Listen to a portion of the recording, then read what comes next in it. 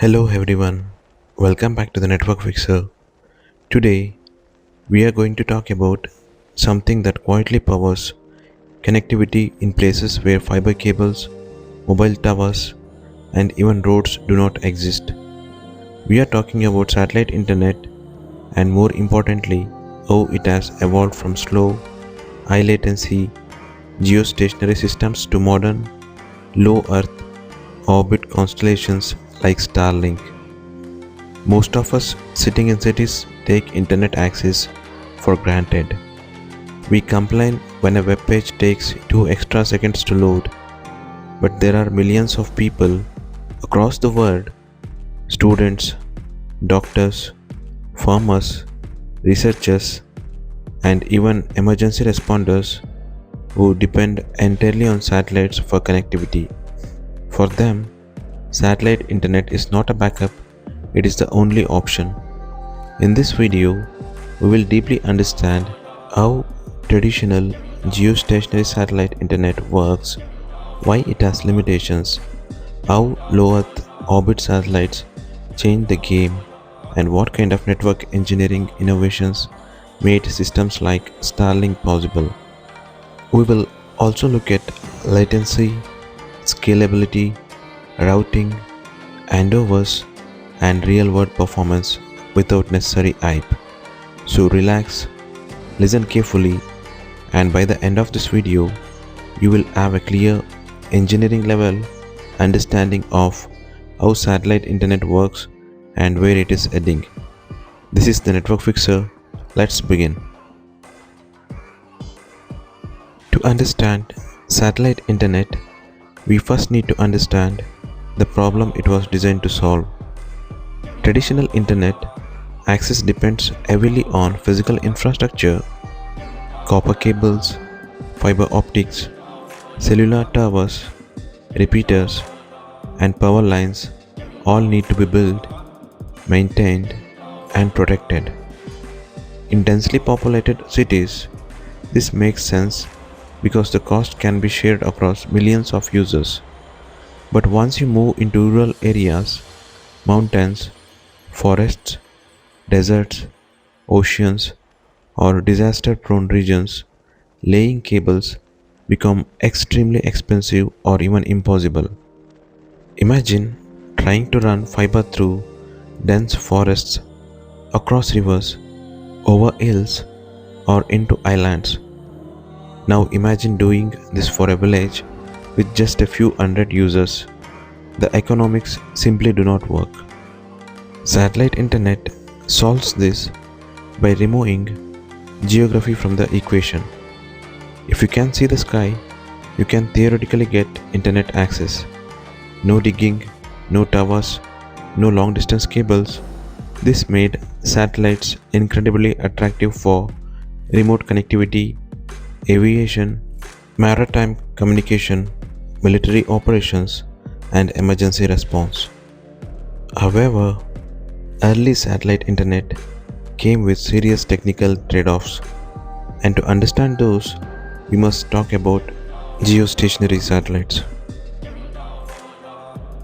Geostationary satellites, often called geosatellites, orbit the Earth at an altitude of approximately 35,786 kilometers above the equator. At this specific height, the satellite's orbital speed matches the Earth's rotation. This makes the satellite appear stationary relative to a fixed point on the Earth. From a design perspective, this is extremely convenient.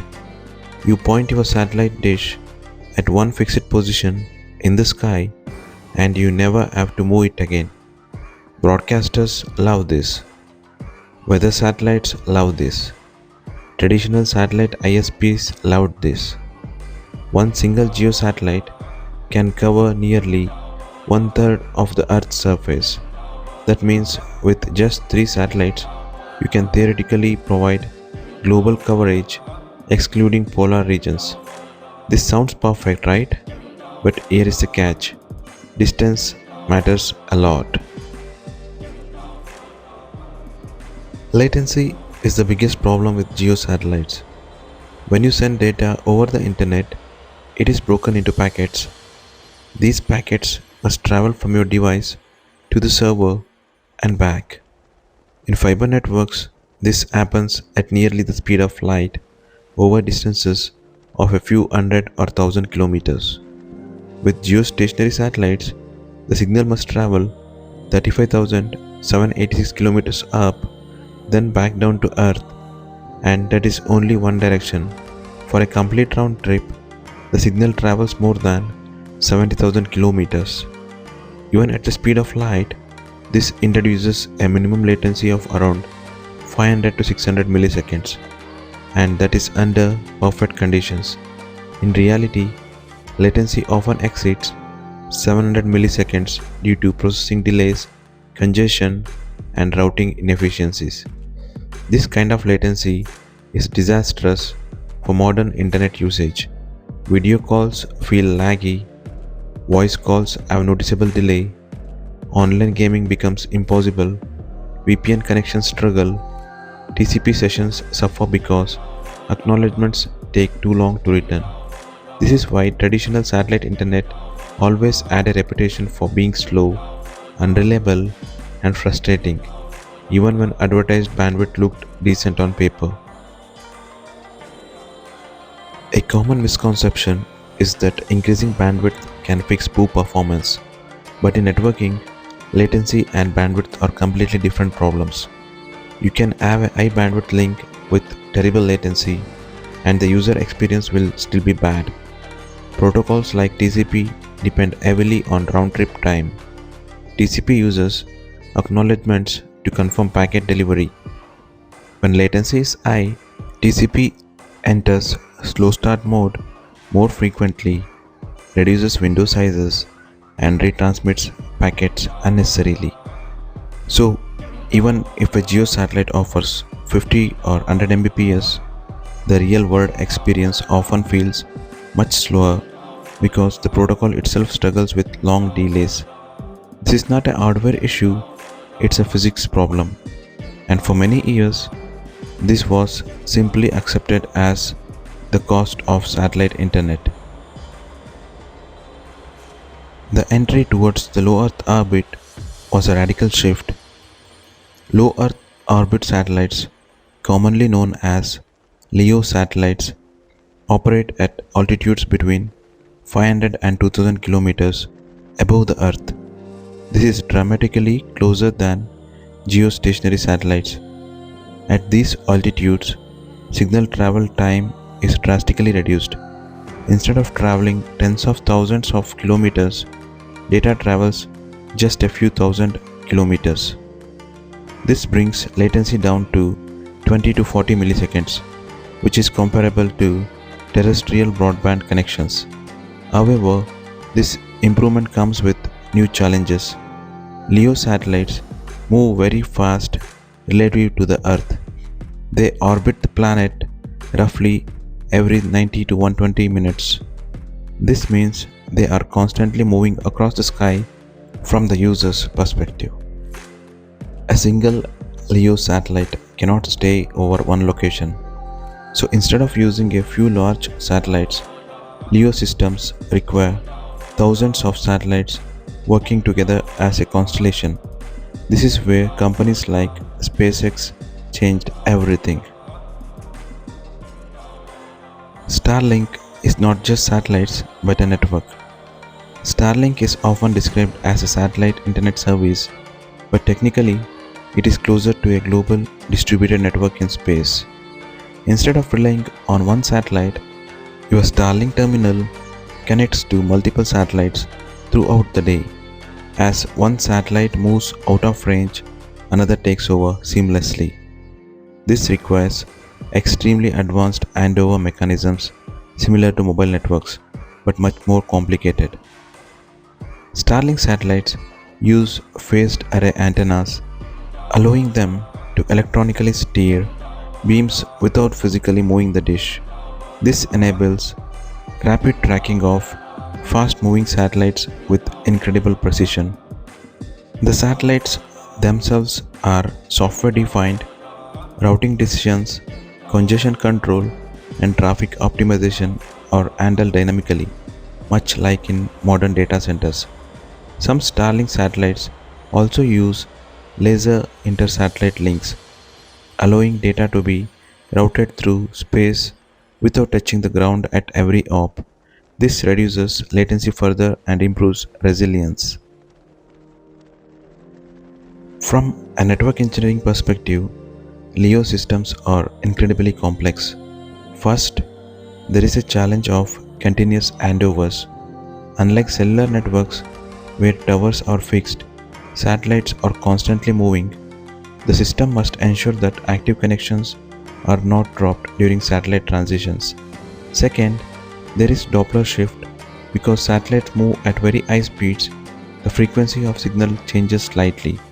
This must be compensated for in real time. Third, routing becomes dynamic. IP paths change constantly as satellite moves. Traditional static routing models do not work. This requires intelligent routing algorithms that can adapt instantly. Fourth, scalability is critical. Starlink is designed to support millions of users simultaneously. This requires careful spectrum management, load balancing, and congestion control. All of this happens automatically without the user noticing anything. For end users, the difference is dramatic. Video calls are smooth, online gaming is possible, VPNs work reliably, cloud applications behave normally. For people in rural and remote areas, this is life-changing. Students can attend online classes, doctors can consult specialists remotely, businesses can operate without being cut off from the digital economy. In disaster zones, satellite internet can be deployed within minutes, restoring communication when all other infrastructure is down. This is why leosatellite internet is not just a technological upgrade, it is a connectivity revolution. Despite all these advantages, LEO satellite internet is not perfect. Weather can still affect signal quality. Power consumption is higher than simple mobile routers. Equipment costs can be high for some users. Regulatory approvals vary by country. There is also the growing concern of space debris and orbital congestion, which must be managed carefully to ensure long-term sustainability. So while LEO systems are a massive improvement, they are not a complete replacement for fiber or mobile networks. They are a powerful complement. The future of satellite internet lies in integration. We are moving toward a hybrid model where fiber, cellular, and satellite networks work together seamlessly. Direct-to-phone satellite connectivity is already being tested. 5G standards are evolving to include non-terrestrial networks. In the coming years, connectivity will no longer depend on where you live. The sky itself will become part of the network. Satellite internet has come a long way, from slow, high-latency geostationary links to fast, responsive, low Earth orbit networks. What we are witnessing today is not just better internet from space, but a fundamental shift in how global connectivity is designed. If you found this deep dive useful, like the video, subscribe to the Network Fixer, and share it with someone who wants to truly understand how modern networks work. Until next time, keep your network stable, your latency low, and your curiosity high. Thank you for watching. You have a great day. Bye bye.